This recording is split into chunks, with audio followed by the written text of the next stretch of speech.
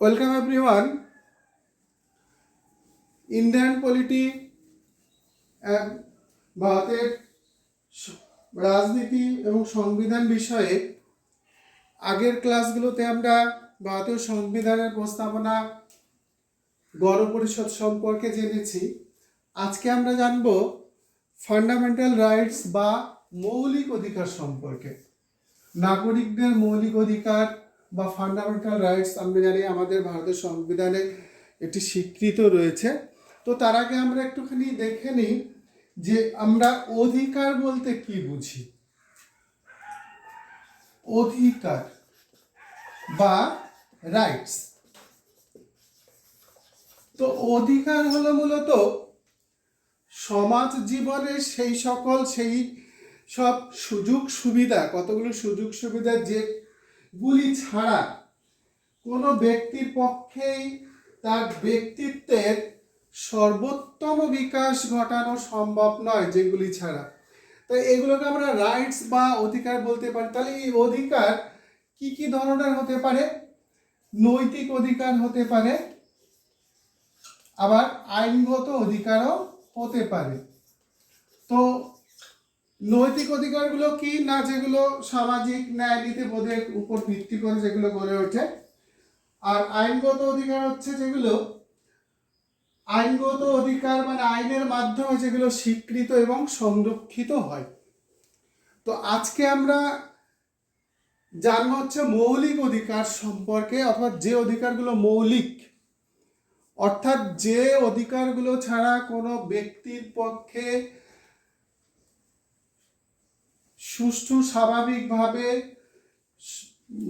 মর্যাদার সাথে সম্মানের সাথে বসবাস করা, বেঁচে থাকা সম্ভব নয়। যে অধিকারগুলো আমাদের বলা যায় প্রাথমিকভাবে অবশ্যই আমাদের থাকা উচিত বেঁচে থাকার জন্য, তো এগুলোকে আমরা মৌলিক অধিকার বা ফান্ডামেন্টাল রাইটস বলতে পারি। যে অধিকার ছাড়া কোনো ব্যক্তির পক্ষেই সামাজিক জীবনে সুষ্ঠু স্বাভাবিকভাবে সম্মানের সাথে মর্যাদার সাথে বেঁচে থাকা সম্ভব নয়। তো এই মৌলিক অধিকারের ধারণা আমাদের সংবিধানে কিভাবে আমরা পেয়েছি? তো আমরা জানি আমাদের দেশের সংবিধান যারা প্রণয়ন করেছেন, তো সংবিধান প্রণেতারা বিভিন্ন দেশ থেকে সেই সব দেশের সংবিধানের যে সমস্ত ভালো ভালো বৈশিষ্ট্যগুলো রয়েছে সেগুলো আমাদের সংবিধানে যুক্ত করা হয়েছে, ইনক্লুড করা হয়েছে। তো তার মধ্যে এটি একটি অন্যতম বিষয়, সেটা হচ্ছে ফান্ডামেন্টাল রাইটস। আর এটি আমাদের ভারতীয় সংবিধানে নেওয়া হয়েছে মূলত মার্কিন সংবিধান থেকে। তো মার্কিন যুক্তরাষ্ট্রের সংবিধান থেকে মার্কিন যুক্তরাষ্ট্রের সংবিধান থেকে মূলত আমাদের দেশের সংবিধানে এই মৌলিক অধিকারটি যুক্ত করা হয়েছে। তাহলে আমাদের সংবিধানের কোথায় এই মৌলিক অধিকার উল্লেখিত রয়েছে? না, আমাদের ভারতীয় সংবিধানের 12 থেকে 35 নম্বর ধারায় 12 থেকে 35 নম্বর ধারায় এই মৌলিক অধিকারের উল্লেখ রয়েছে। এবং সেটি কোন অধ্যায়ে রয়েছে? সংবিধানের তৃতীয় অধ্যায় বা পার্ট 3। তো 3 নম্বর পার্ট, আমরা জানি আমাদের সংবিধানে বর্তমানে 24টি অধ্যায় রয়েছে। তো তার মধ্যে তৃতীয় অধ্যায় বা পার্ট 3-তে রয়েছে এই মৌলিক অধিকার, যেটি 12 থেকে 35 নম্বর ধারায় এগুলির উল্লেখ রয়েছে। তো এই আর্টিকেলগুলোতে 12 to 35 কি কি মৌলিক অধিকার রয়েছে? না, মোট 6টি মৌলিক অধিকার রয়েছে। আমাদের মূল সংবিধানে ছিল 7টি মৌলিক অধিকার, কিন্তু বর্তমানে রয়েছে মোট 6টি মৌলিক অধিকার। তাহলে কোন মৌলিক অধিকারটি কবে বাতিল করা হয়েছে সেটা আমরা জানব। তার আগে আমরা জেনে নিই কি কি মৌলিক অধিকার রয়েছে কত কত ধারায়। তো আমরা দেখলাম 12 থেকে 35 মানে 12 to 35। তো এখানে প্রথমে 1 নম্বর আমরা জানবো, সেটা হচ্ছে সাম্যের অধিকার। সাম্যের অধিকার রয়েছে কোন কোন আর্টিকেলে? এটা হচ্ছে 14 to 18, 14 থেকে 18 নম্বর ধারা। তাহলে 14 থেকে 18, 14 to 18 এতে রয়েছে সাম্যের অধিকার। তাহলে 12 আর 13 এই দুটো কি রয়েছে আমি তোমাদের পরে বলছি। এরপরে রয়েছে নাম্বার 2 নম্বরে হচ্ছে স্বাধীনতার অধিকার। স্বাধীনতার অধিকার রয়েছে 19 থেকে 22। স্বাধীনতার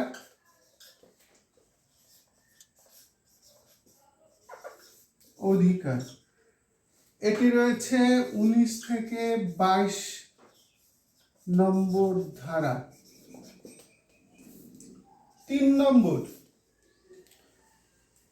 নম্বর মৌলিক অধিকার হলো শোষণের বিরুদ্ধে অধিকার। তাহলে আচ্ছা, তাহলে এটাকে বলা হচ্ছে রাইট এগেনস্ট এক্সপ্লয়টেশন। প্রথমটা হচ্ছে সাম্যের অধিকার, রাইট টু ইকুয়ালিটি, স্বাধীনতার অধিকার, রাইট টু ফ্রিডম। তাহলে 3 নম্বর পেলাম হচ্ছে শোষণের বিরুদ্ধে অধিকার।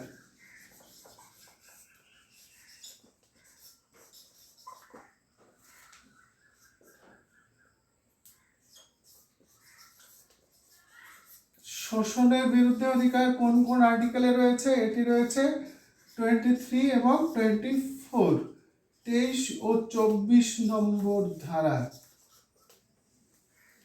4 নম্বর মৌলিক অধিকার হলো ধর্মীয় স্বাধীনতার অধিকার।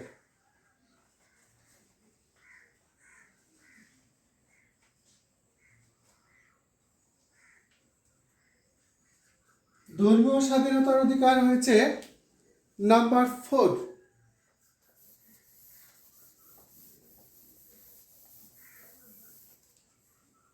4 নম্বর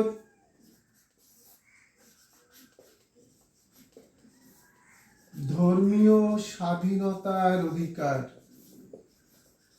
আমরা প্রত্যেকটা অধিকারই আলাদা আলাদাভাবে ব্যাখ্যা করে আমি তোমাদের বুঝিয়ে দেব এবং সেটা আমরা সবাই জেনে নেব কোন অধিকারে কি রয়েছে এবং তাদের অধিকারগুলোর বৈশিষ্ট্য কি।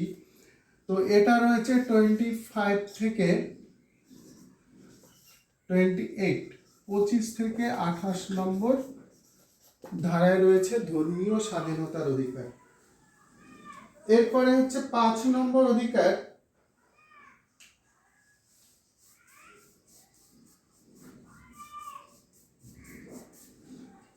সংস্কৃতি ও শিক্ষা বিষয়ক অধিকার, 29 থেকে 30 নম্বর ধারা।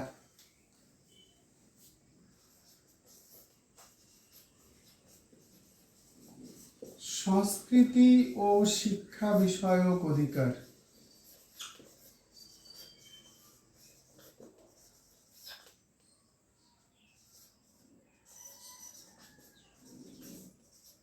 এটা হচ্ছে 29 আর হচ্ছে 30।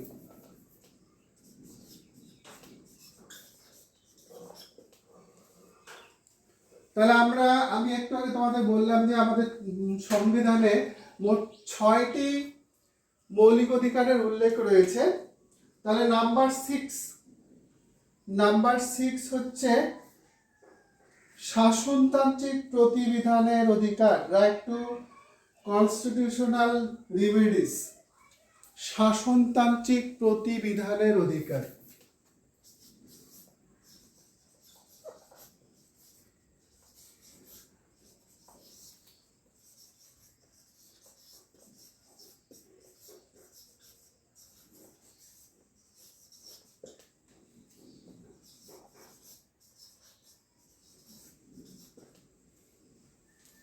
তাহলে এটা রয়েছে কত, আমরা দেখলাম 29, 20, 30। এরপরে কিন্তু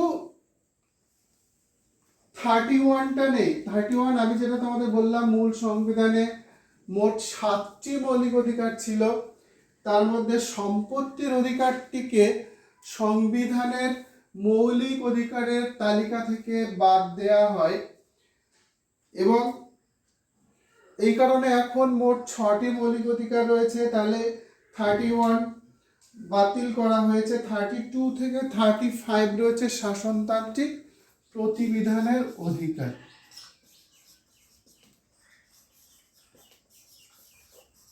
তাহলে এই সম্পত্তির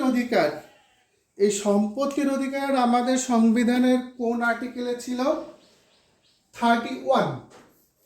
এবং সেটি কোন সংশোধনী আইনে কত সালে বাতিল করা হয় এবং সেটি বর্তমানে সংবিধানে কি অধিকার হিসাবে রয়েছে সেটা আমরা তাহলে জেনে নিই। এই 31-এর যে সম্পত্তির অধিকার, 31 নম্বর ধারা, এটি কি হয়েছে? মৌলিক অধিকারের তালিকা থেকে বাদ দেওয়া হয়েছে, সংবিধান থেকে বাদ দেওয়া হয়নি। তাহলে এটা কত সালে কোন সংবিধান সংশোধনী আইনে? এটি হচ্ছে 1978, 1978 সালে 44তম সংবিধান সংশোধনী আইন। সংবিধান সংশোধনী আইন, এই আইনের মধ্য দিয়ে, এই আইনের মাধ্যমে একে মৌলিক অধিকারের তালিকা থেকে বাদ দেওয়া হয়, এবং বর্তমানে এটি আমাদের ভারতীয় সংবিধানের 300 ক বা 300A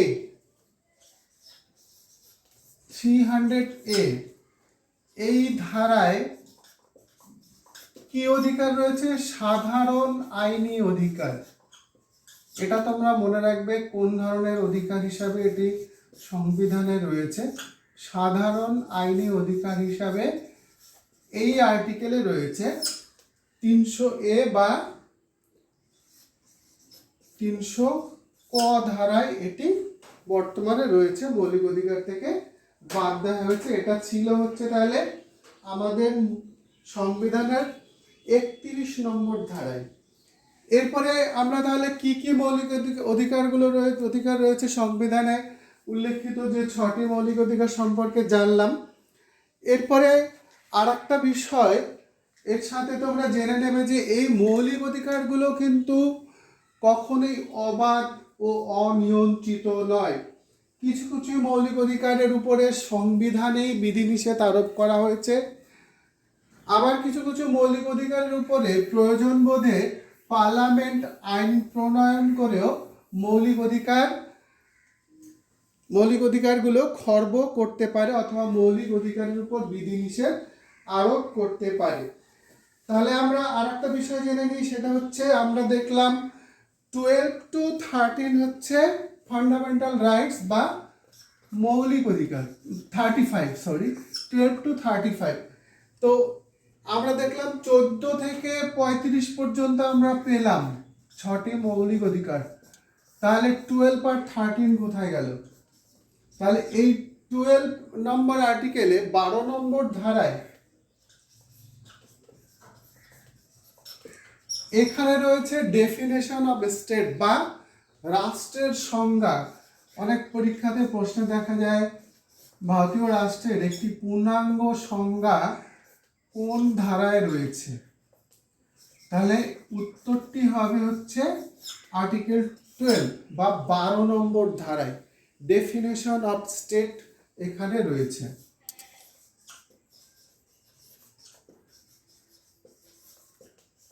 তাহলে আর্টিকেল 13 বা 13 নম্বর ধারায় কি রয়েছে? 13 নম্বর ধারায় একটি গুরুত্বপূর্ণ বিষয় উল্লেখ করা হয়েছে।